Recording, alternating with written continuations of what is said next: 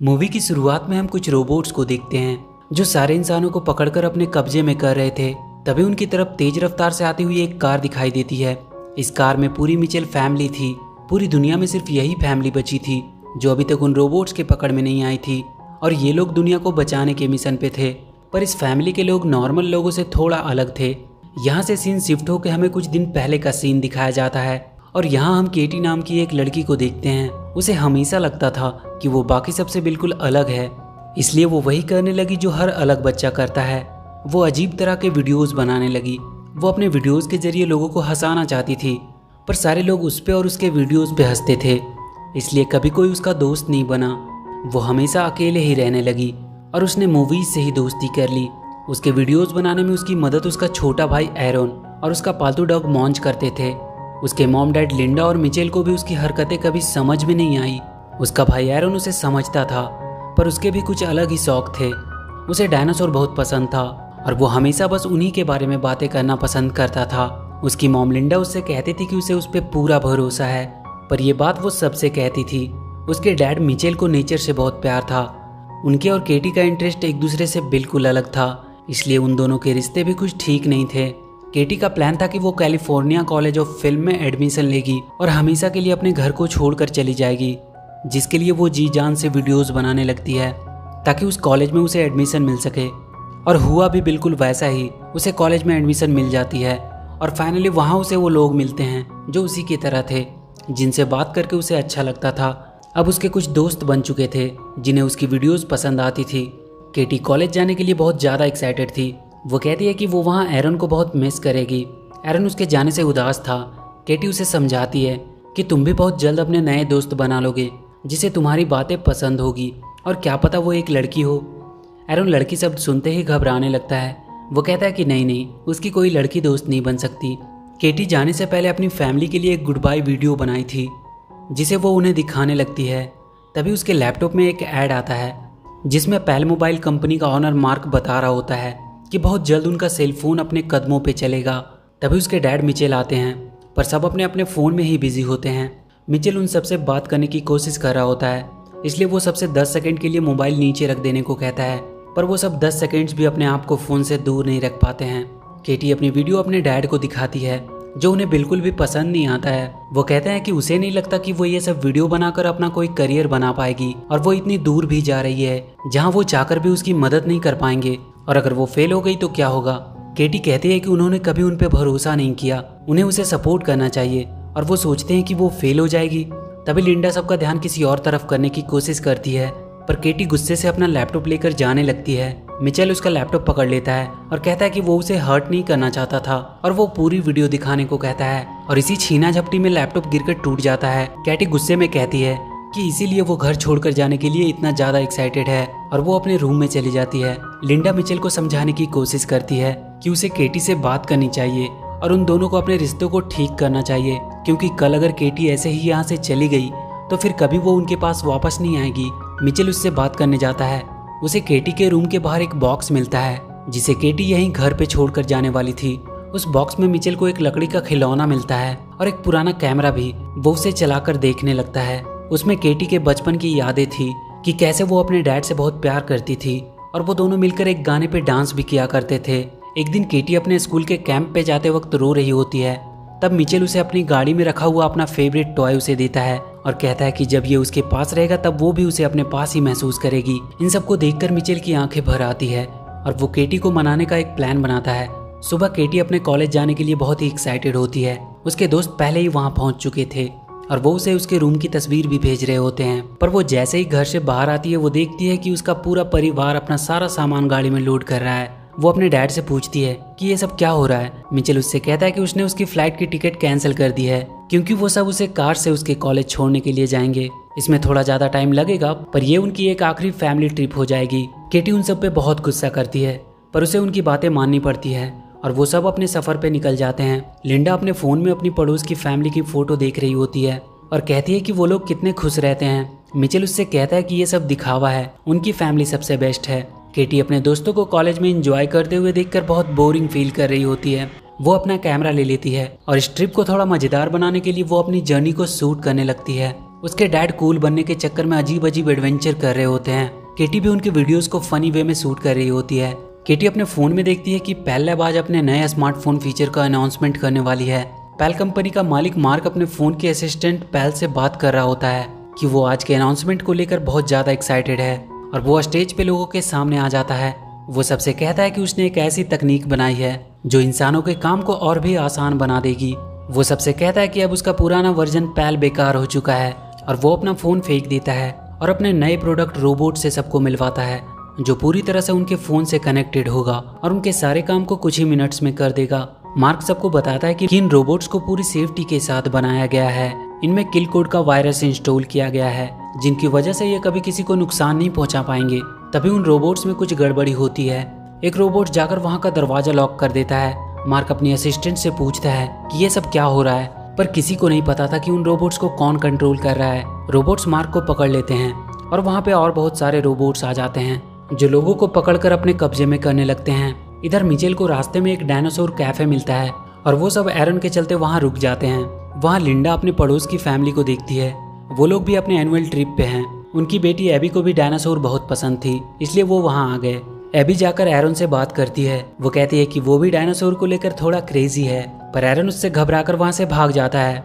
तभी सब देखते हैं कि बाहर बहुत से रोबोट उड़ते हुए दिखाई दे रहे हैं और तभी सबके फोन में एक मैसेज आता है कि वो रोबोट्स उन्हें पकड़ने आ रहे हैं। तभी वहाँ एक धमाका होता है और सब दूर जाकर गिरते हैं। वहाँ 2 रोबोट्स आते हैं। वो अपने साथ बहुत से बॉक्स लेकर आए थे और वो सबको एक एक करके उन बॉक्स में बंद करके कहीं दूर भेजने लगते हैं। सब लोग उनसे बचने के लिए इधर उधर भागने लगते हैं। वो रोबोट्स अब मिचेल की फैमिली की तरफ बढ़ती है, पर केटी को एक रोबोट का टूटा हुआ हाथ मिल जाता है जिसे चलाकर वो वहाँ के बड़े से डायनासोर का स्टैचू उन दोनों रोबोट्स पे गिरा देती है और वो सब जाकर कैफे के अंदर छुप जाते हैं। वो रोबोट्स पूरी दुनिया के लोगों को पकड़कर अपने साथ ले जा रहे होते हैं।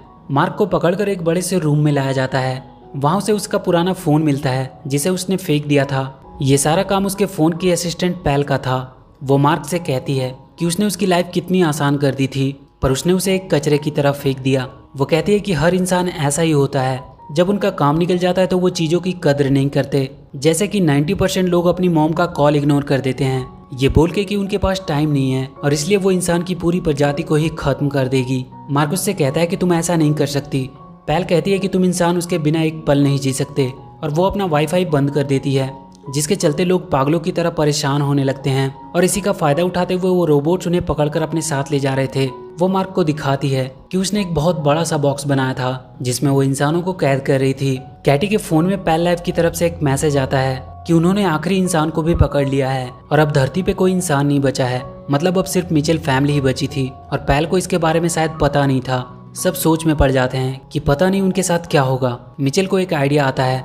वो तुरंत सबसे उनका फोन मांग लेता है और उसे तोड़ देता है ताकि वो उन्हें ट्रैक ना कर सके और वो सबको अपना स्क्रू ड्राइवर निकालने को कहता है। उनकी फैमिली के हर मेंबर के पास हमेशा एक स्क्रू ड्राइवर होती थी जिसे मिचेल ने सबको गिफ्ट किया होता है। वो सब उस कैफे को अंदर से सील करने लगते हैं। कैटी उन सबको अपना एक प्लान बताती है कि कैसे वो एक किल कोड की मदद से उन रोबोट्स को हरा सकती है और दुनिया को बचा भी सकती है।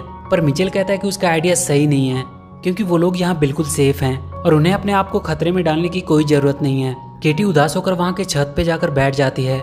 एरन उसके पास आता है और उसका मूड ठीक करने की कोशिश करता है। केटी कहती है कि उसका फ्यूचर खत्म हो चुका है और उसके डैड को कोई फर्क भी नहीं पड़ता है। केटी अपना प्लान का पेज फाड़कर फेंक देती है। तभी वो देखती है कि वो दोनों रोबोट्स फिर से सही हो गए हैं और वो उसके प्लान को देख रहे हैं। तभी केटी वहाँ से गिरकर उनके सामने आ जाती है।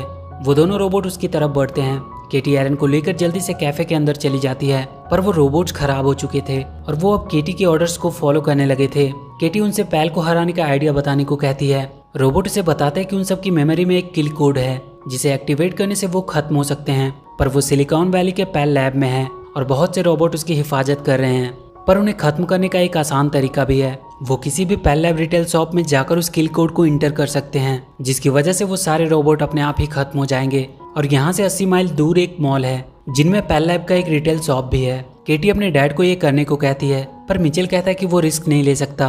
पर केटी अपने डैड को मोटिवेट करती है कि मिचेल फैमिली कभी रिस्क लेने से पीछे नहीं हटती है और ये बात उसने ही उन सबको सिखाया है। केटी मिचेल से कहती है कि उसे आज उनकी जरूरत है। वो हमेशा से उन्हें गलत समझती आई थी, पर अब वो समझ गई कि वो हमेशा से सही थे। मिचेल केटी के मुंह से अपनी तारीफ सुनकर मान जाता है और वो दुनिया को बचाने के मिशन के लिए तैयार हो जाता है। एरन केटी से कहता है कि अच्छा हुआ तुमने डैड से दोस्ती कर ली, पर केटी उससे कहती है कि उसने डैड से वही बातें की जो वो सुनना चाहते थे। उसने ये सब कुछ सिर्फ उन्हें खुश करने के लिए कहा ताकि वो उसकी बात मान ले। कोई भी बात उसने अपने दिल से नहीं कही है। केटी अपने कार को रोड के जैसे ही कवर से ढक देती है ताकि रोबोट्स उन्हें देख ना सके। रास्ते में उन्हें कुछ रोबोट्स दिखाई देते हैं पर वो कार को देख नहीं पाते। पर बहुत जल्द कार के ऊपर का कवर हट जाता है और वो रोबोट्स उनकी कार को देख लेते हैं। वो उनके पीछे आने लगते हैं। मिचेल अपनी कार को तेजी से भगाने लगता है। वो उन पे हमला करने लगते हैं पर किसी तरह मिचेल अपनी कार को उन रोबोट से बचाने में सफल रहता है। पेल सारे लोगों को बॉक्स में बंद करके पृथ्वी के बाहर ब्लैक होल में भेजने वाली थी ताकि वो कभी वापस ना आ सके। पेल मार्क से कह रही होती है कि उसकी गलती की सजा सारे इंसानों को मिलने वाली है। तभी पेल को एक रोबोट का मैसेज आता है कि अभी भी कुछ इंसान बचे हैं जिन्हें पकड़ना अभी बाकी है। पेल उन सब के बारे में पूरी जानकारी निकालने को कहता है। उन्हें उनका लोकेशन पता चल चुका था। केटी के पास वाले दोनों रोबोट मॉन्च को देखकर कहते हैं कि ये डॉग है या पिग। उन्हें मॉन्च को रिकॉग्नाइज करने में दिक्कत आ रही थी और इसी वजह से उनका सिस्टम खराब हो जाता है। मिचेल फैमिली अब मॉल तक पहुंच चुकी थी। वो मॉल के अंदर जाते हैं। केटी वहां के पेल लैब के स्टोर के पास पहुंचती है और उन रोबोट्स को किल कोड इंस्टॉल करने का ऑर्डर देती है। एक रोबोट तुरंत वहां के लैपटॉप में किल कोड का पेन ड्राइव लगा देता है और किल कोड इंस्टॉल करना शुरू कर देता है। उनका अपलोड लगभग 8 मिनट में कंप्लीट होने वाला था। सब बहुत खुश होने लगते हैं कि उन्होंने मिलकर पूरी दुनिया को बचा लिया। तभी उन सबको वहाँ कुछ गड़बड़ होने का एहसास होता है। वहाँ मॉल के सारे मशीन्स उन पर हमला करने लगते हैं और वो कैटी से वो लैपटॉप मांगने लगते हैं। कैटी उस लैपटॉप को लेकर भागने लगती है। वो उन सब मशीन से बचते हुए एक कमरे में छुपते हैं। वो कमरा खिलौनों से भरा हुआ था पर उन खिलौनों में भी पेल चिप लगा हुआ था। वो सारे खिलौने उन पर हमला करने लगते हैं। तभी वहाँ का सबसे बड़ा खिलौना उन पर हमला करने आता है। वो अपने मुंह से लेजर बीम भी निकाल रहा था। अपलोड अब बस फिनिश ही होने वाली थी।